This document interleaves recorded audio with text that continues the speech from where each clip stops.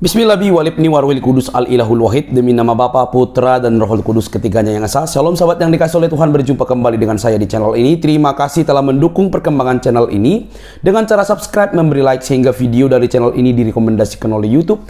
Teman-teman juga boleh memberikan komentar dan dukung saya dengan cara men-share video dari channel ini di berbagai media teman-teman. Tuhan memberkati kita. Sahabat yang dikasih oleh Tuhan,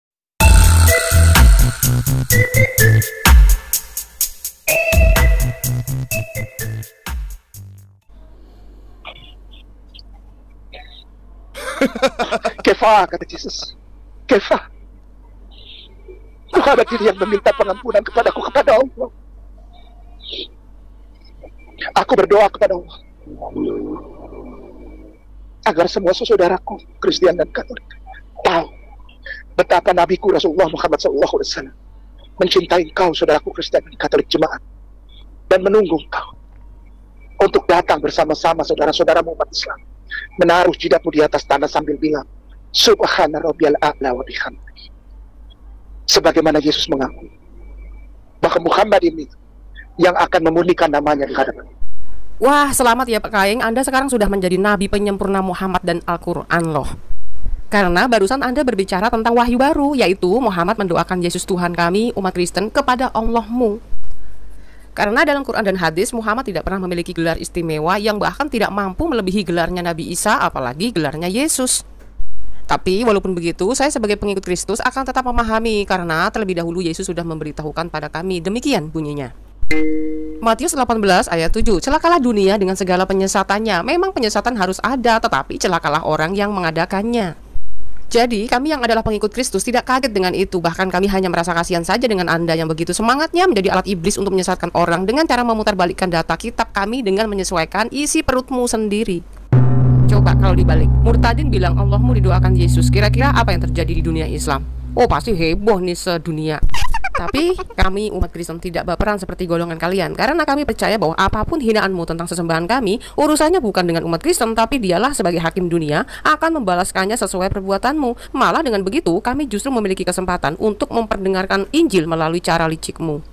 2 Petrus 2 ayat 1. Sebagaimana nabi-nabi palsu dahulu tampil di tengah-tengah umat Allah, demikian pula di antara kamu akan ada guru-guru palsu. Mereka akan memasukkan pengajaran-pengajaran sesat yang membinasakan. Bahkan mereka akan menyangkal penguasa yang telah menebus mereka, dan dengan jalan demikian segera mendatangkan kebinasaan atas diri mereka.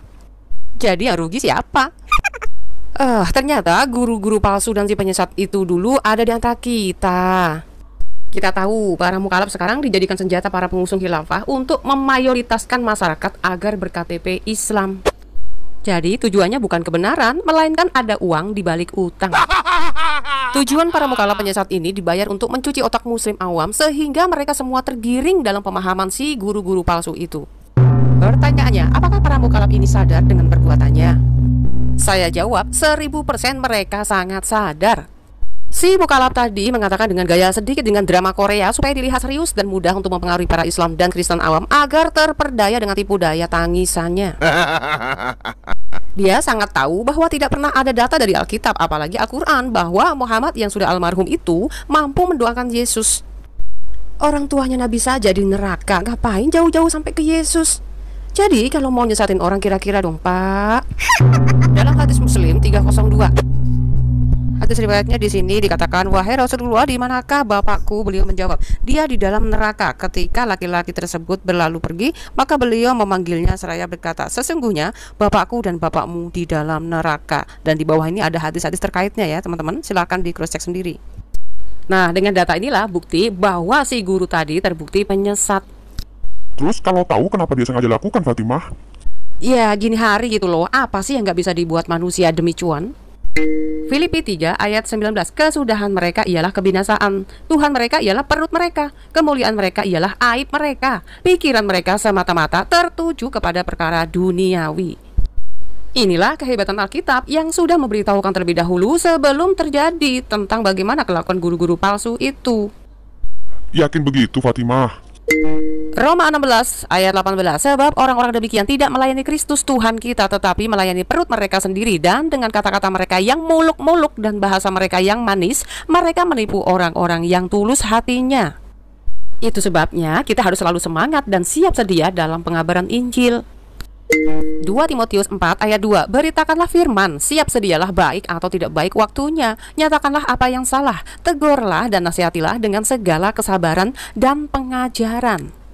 Jadi bukan malah kita jebloskan ke penjara atau kita aniaya, tapi kita harus memiliki dasar kasih yang diajarkan Yesus bagi orang yang menista dan menyalahpahami kitab kita. Kenapa demikian?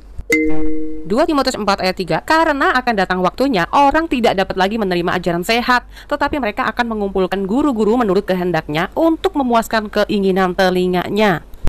Jadi guru-guru palsu itu hobi ngedongeng tanpa data dan asik dalam dunianya. 2 Timotius 4 ayat 4, mereka akan memalingkan telinganya dari kebenaran dan membukanya bagi dongeng. Maksudnya si mukallaf tadi itu cuma ngedongeng ya Fatimah? Definisi dongeng adalah suatu cerita dari cerita masuk ke cerita baru yang tidak didasari data dan faktanya. Dalam hadis dijelaskan, ternyata Nabi Adam minta ampun sama Allah dengan menyebut nama Muhammad sallallahu alaihi wasallam. Loh, gimana ceritanya Nabi Adam menyebut nama Muhammad? Nabi Muhammad kan belum lahir.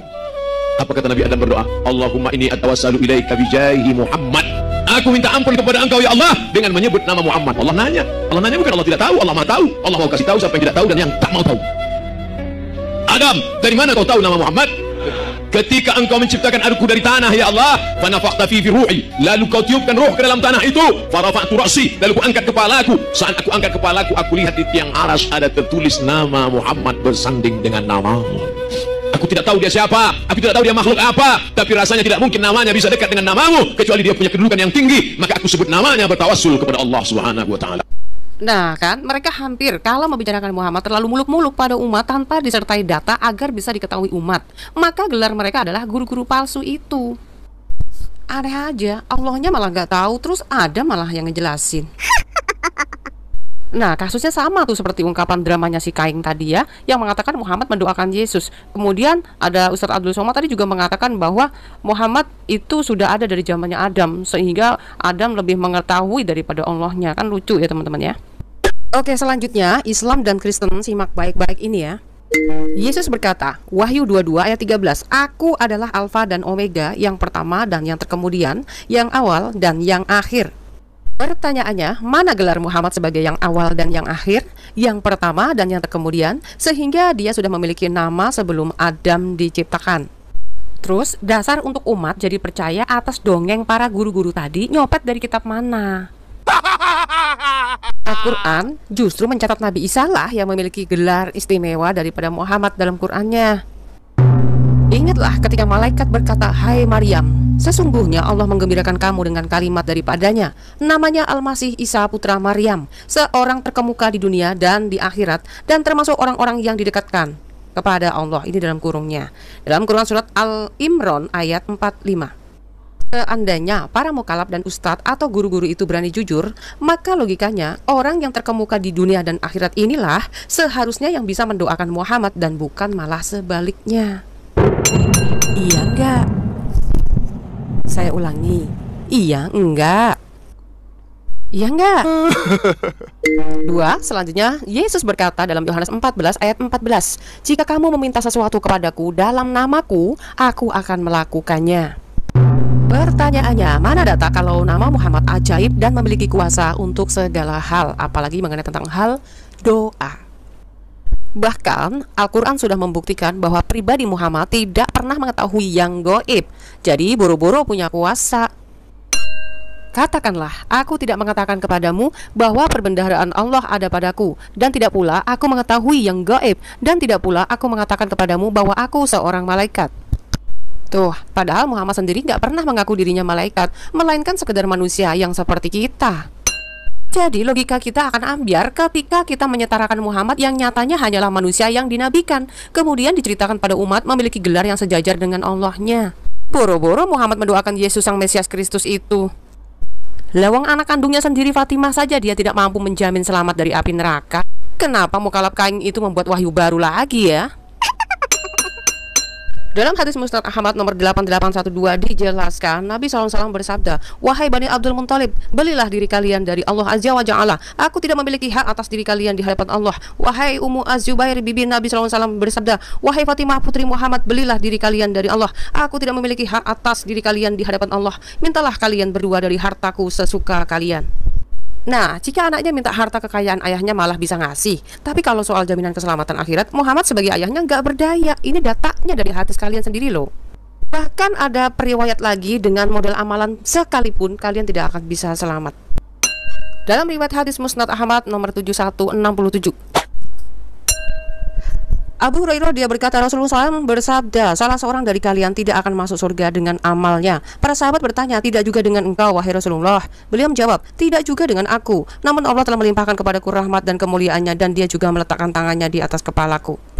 Serius nih, nanya ya, kapan ya Allah itu di atas arasinya terus sempat turun meletakkan tangannya di atas kepalanya Muhammad? Allah punya tangan toh? Jujur ya, saya masih penasaran.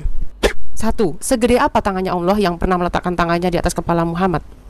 2. Segede apa kepala Muhammad sehingga mampu ditumpangi tangan Allah? 3.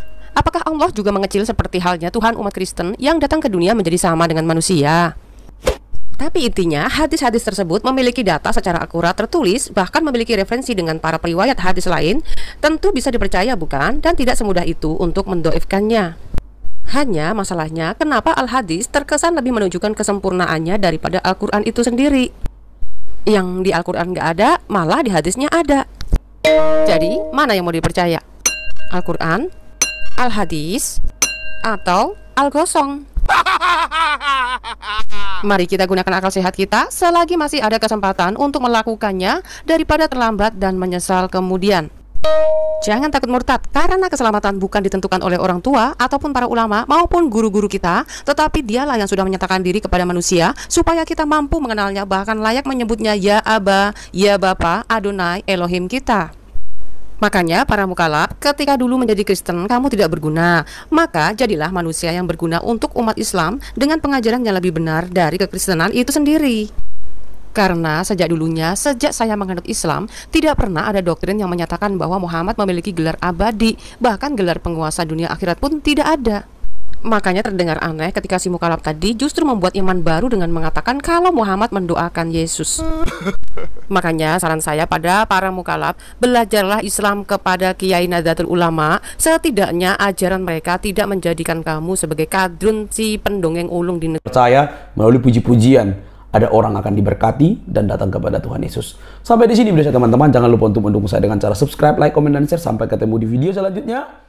Bye.